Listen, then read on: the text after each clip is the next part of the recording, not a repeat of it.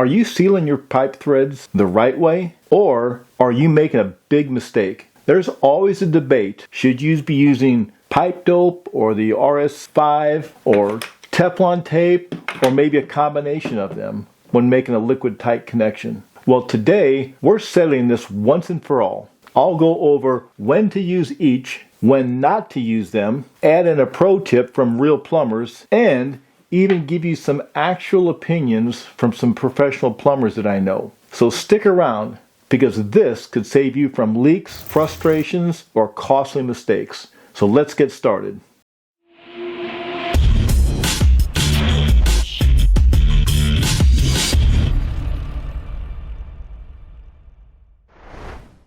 Alright, let's break this down. So when should you use pipe dope or pipe joint compound? A popular time to use pipe dope is on black iron pipe, metal pipes, or even plastic pipes. Now these pipes have tapered threads, meaning they tighten as they connect, but they aren't liquid tight on their own. So where pipe dope comes in, it helps seal the threads, but it doesn't harden too much. So if you need to take the connection apart later, it is still possible. Now here's a pro tip. Some plumbers use a wicking material along with pipe dope, especially on old rusted threads. The wicking expands when liquid flows through, creating an even tighter seal. Now what about RectorSeal 5? Now RectorSeal 5 is a type of pipe dope, but it has a little extra edge over standard pipe dope. It's non-hardening, which means it won't dry out or crack over time, and it works great from metal to metal and plastic to plastic connections.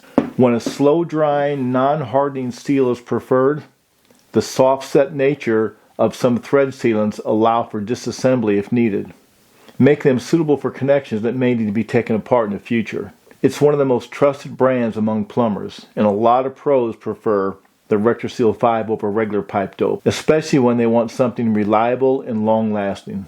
So what about using both, the Teflon tape and the pipe dope? Well, some plumbers swear by using both of them all the time. Teflon tape and both of them, or the RectorSeal 5.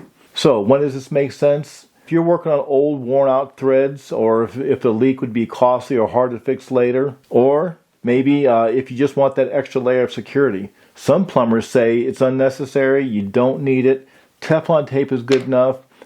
Some say all you need is the pipe joint compound or the pipe dope, while others say, hey, it's worth the extra effort to avoid a callback. That can cost you some big money and more repairs than just a leak. So when should you not use sealant? Well, now here's something important. Not every thread connection needs sealant.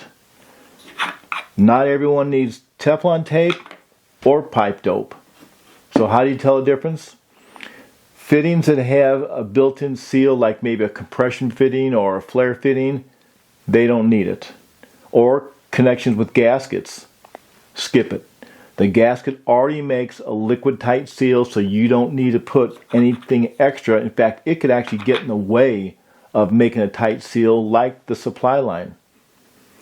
You need to read the back of the label of each of these products to see what temperature range they're good for, as opposed to what temperature range you'll be working with, and to see what the pressure rating is, the pounds per square inch, whether it's a liquid or whether it's a gas. RectorSeal is not recommended for ABS or CPVC pipe, while others, like the pipe dope or this product here, they're fine with it. They have no problem.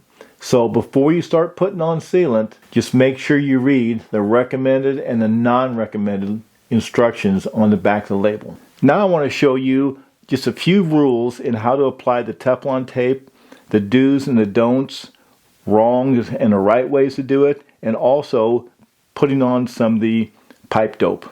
So let's get into it. So when you're going to put your pipe joint compound or your pipe dope, you just want to take it, wipe some of it off of there, because the stuff could be a real mess. And you don't need it all the way back here. It's just going to go around the front part here.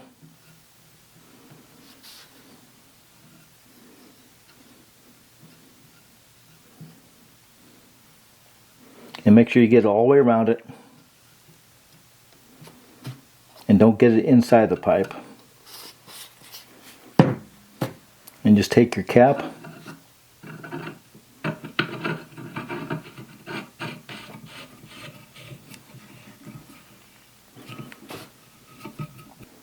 and that's all you have to do. You're good to go. So if you haven't seen my other video on the 8 most common mistakes using Teflon tape, I'll put a link to it on the up here in the corner, and also in the description you can find that.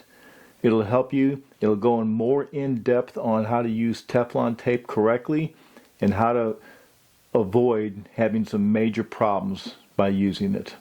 So what do other plumbers say? Well, I've asked some real plumbers that I've worked with and worked around, and here's what they prefer and what they had to say. One of them said, hey, in my opinion, there's no advantage to using both. Pipe dope takes longer, it's a mess, it gets all over your hands, you get that, you touch customers' either cabinets or something, or it gets on your clothes, and it's not worth it. I had no one tell me, you know, it just depends. If taking an extra step saves me from a callback, I'll do it. Just don't overdo the pipe dope, because it doesn't need to be a mess. So at the end of the day, it really comes down to your preference and the situation. Now I want to hear from you. What's your go-to method? Are you a pipe dope person, or do you swear by using both? Let me know in the comments below. Put a comment down there and help out those who don't use it too often. I know what I use. I like using both of them. Not always, but at times I do. If you found this video helpful, go ahead and hit the like button. And don't forget to subscribe for more plumbing tips and DIY tips that'll help you out in your situation. And turn on that notification so you'll never miss a new upload. I'll put product links to all these and other tools that I use to make the job a whole lot easier, a whole lot better, and that might help you out. So if you want to do that, check it out in the description below. I also have an Amazon storefront that shows all sorts of different tools and gadgets that I prefer, or people that I know prefer to use.